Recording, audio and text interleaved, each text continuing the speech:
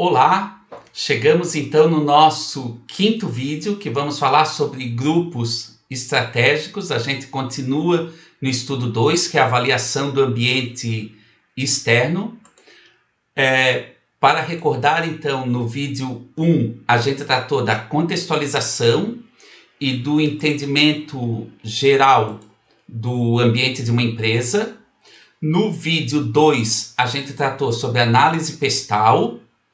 No vídeo 3, a gente tratou sobre o modelo das 5 forças de Porter.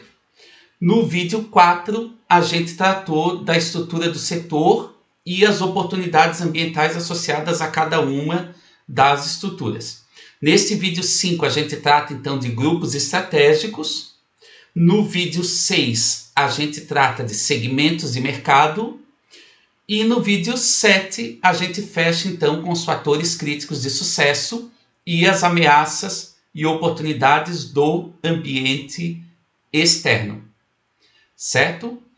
Ainda, para a gente poder então se localizar melhor ainda, a gente volta para aquela nossa figura, né? Então a gente está tratando do ambiente externo, de uma visão mais ampla do macroambiente até uma visão mais específica, ou seja, mais próximo possível da organização. Então, para cada uma dessas camadas do ambiente externo, a gente está vendo uma ferramenta associada. Então, na camada do macroambiente, numa camada assim mais ampla, mais externa, a gente viu a ferramenta da análise pestal, que a gente viu no vídeo 2. Na camada da indústria ou setor, a gente viu o modelo das 5 forças de Porter, ou o modelo das 5 forças que a gente viu no vídeo 3. No vídeo 4, então, a gente viu a estrutura do setor, ainda nessa camada aqui. E agora, então, a gente vai ver grupos estratégicos nesse quinto vídeo do nosso estudo 2. Vamos, então, lá para o conteúdo de grupos estratégicos, que nesta apresentação está lá no item 6. Então, estamos aqui no item 6, grupos estratégicos. Então, um setor, ele pode ser um nível, muitas vezes, para a nossa análise, demasiadamente alto para que a gente possa entender a competição nesse setor. Por exemplo, duas empresas, a Ford e a Porsche, elas enfrentam tipos distintos de poder de comprador e fornecedor. Por exemplo, no mesmo setor, no setor automobilístico ou na indústria automobilística. Seus concorrentes diretos também são diferentes. Então, de uma forma geral, é importante a gente fazer uma desagregação do setor, e que, uma vez que ele pode comportar uma gama variada de empresas, e cada uma dessas empresas com aptidões e competindo em bases distintas. As diferenças, então, entre grupos de empresas num mesmo setor podem ser percebidas por esse conceito de grupos estratégicos. Já a diferença entre consumidores, ela pode ser percebida pela distinção entre grupos de consumidores que possuem necessidades e desejos semelhantes. E aí a gente vai aprofundar esse entendimento com o conceito de segmentos de mercado, que é o próximo vídeo, nosso próximo item. Então, os grupos estratégicos nada mais são do que organizações no seio de um setor com características similares e que seguem estratégias parecidas e ou competem em bases semelhantes. Há várias características diferentes que a gente pode utilizar para distinguir os grupos estratégicos, mas essas podem ser reunidas em duas características ou dois conjuntos de características principais: o alcance das atividades dessas empresas e o comprometimento de recursos. Então, no alcance das atividades das empresas, a gente tem grau de diversidade de produtos e serviços, grau de cobertura geográfica, número de segmentos de mercado supridos por essas organizações e canais de distribuição, por exemplo. No comprometimento de recursos, a gente tem o grau ou a quantidade de marcas comerciais dessas empresas, o esforço que elas fazem em marketing, por exemplo, cobertura publicitária, tamanho da equipe de vendas, o grau de integração vertical. Então a gente já viu o que é integração vertical. Integração vertical é uma das estratégias corporativas, a qualidade dos seus produtos e serviços, a liderança tecnológica, se ela é um líder ou um seguidor do ponto de vista tecnológico, e o próprio tamanho da organização. De uma forma geral, as características que são especialmente relevantes para cada setor dependem da história, do desenvolvimento do próprio setor e das forças de ação no ambiente. Por isso que essa análise, embora tenha a sua importância, ela também não pode estar desassociada das análises anteriores, em especial o modelo das 5 forças de Porter.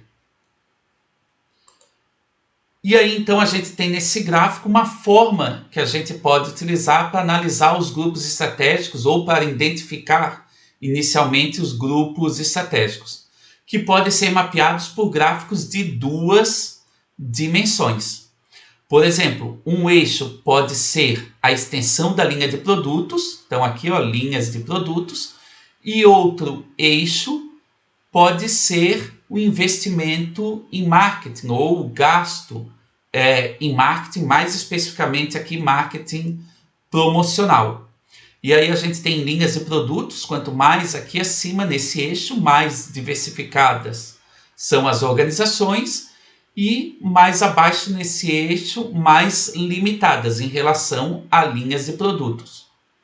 E no investimento em marketing, quanto mais à esquerda, maiores são os investimentos, quanto mais à direita, menores são os investimentos.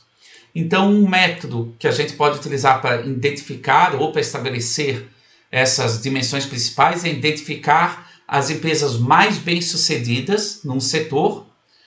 Podemos utilizar, por exemplo, o crescimento ou a lucratividade dessas empresas e compará-las com as empresas menos bem-sucedidas em um setor, utilizando os mesmos critérios. As características que são compartilhadas pelas mais bem-sucedidas, mas não são pelas menos bem-sucedidas, provavelmente vão ser as características relevantes para fazer o mapeamento dos grupos estratégicos. Por exemplo, empresas mais lucrativas em um setor podem ser todas limitadas em termos de linhas de produtos e bastante pródigas em gastos com marketing. Aqui, no caso, marketing promocional. Já as menos lucrativas podem ser mais diversificadas em termos de produtos e limitadas em marketing. A gente pode utilizar também círculos para posicionar as empresas no mapa, ou gráfico, né, como preferirem, sendo o tamanho do círculo as receitas totais de cada grupo de empresas, ou de cada empresa, ou qualquer outro critério ou indicador que a gente julgue interessante para análise. Então aqui, ó, nesse gráfico aqui, a gente tem 3 grupos de empresas: empresas do tipo A, empresas do tipo B e empresas do tipo C.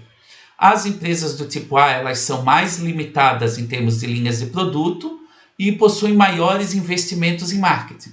Já as empresas do tipo C, elas são mais diversificadas em linhas de produto e possuem menores investimentos em marketing. E as empresas do tipo B, elas são intermediárias.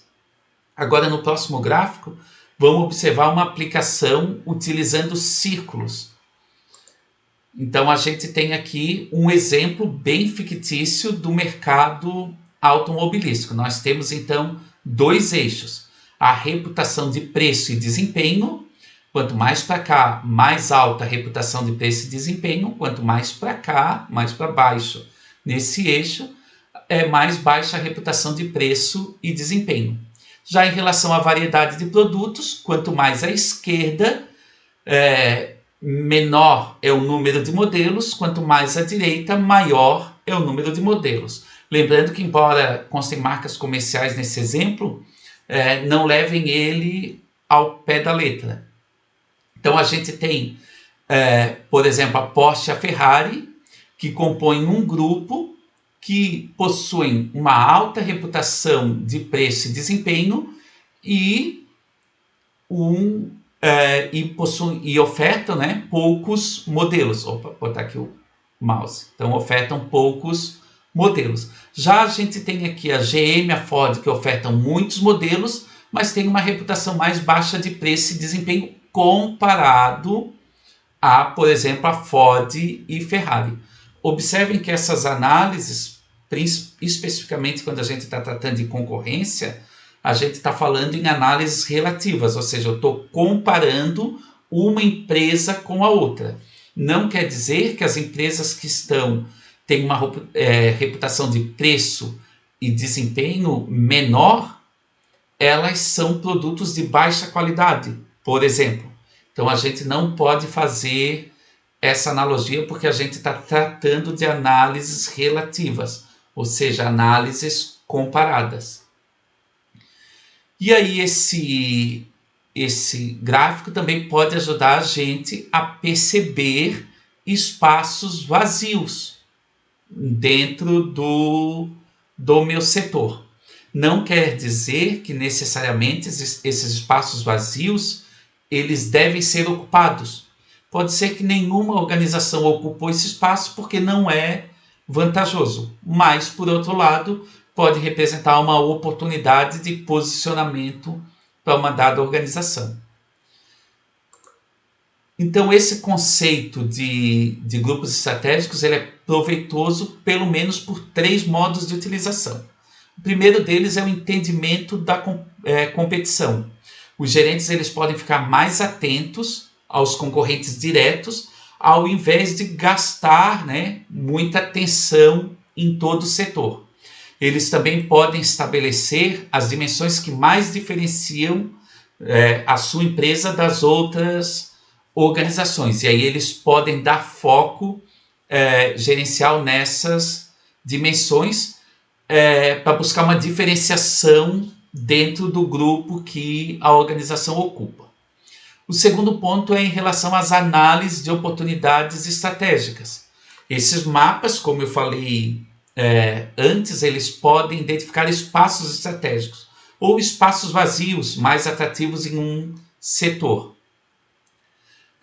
Pode-se chamar também espaços em branco, ou seja, espaços pouco ocupados, que podem ser oportunidades a serem exploradas. Podem ser, porque eles também podem ser buracos negros que causem danos de desempenho para todas as empresas que tentem operar naquela posição específica.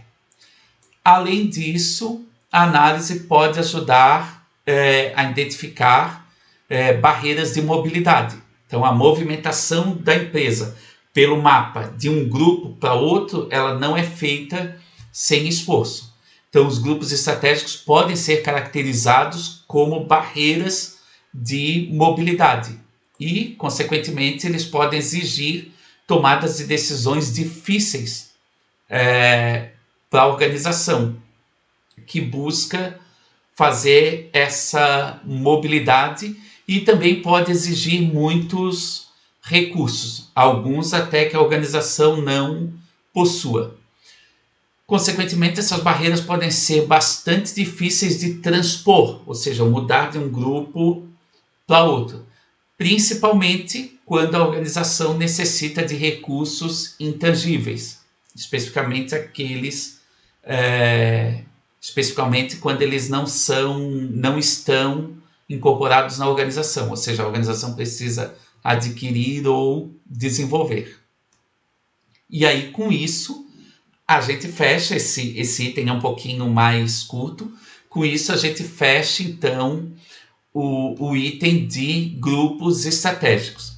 Então, relembrando, no nosso pequeno mapa sobre o ambiente externo, a gente está mais próximo da organização. então na camada mais próxima da organização, e a gente aqui, nessa camada, a gente está observando a concorrência com um olhar mais específico e os clientes. A concorrência, então, a gente está observando por meio dos grupos estratégicos, nesse quinto vídeo do estudo 2, e os segmentos de mercado a gente vai observar no nosso, né? Então, a gente vai tratar do item 7, segmentos de mercado, no nosso sexto vídeo. E aí depois a gente fecha com o nosso sétimo vídeo, com os fatores críticos de sucesso e as ameaças e oportunidades ambientais.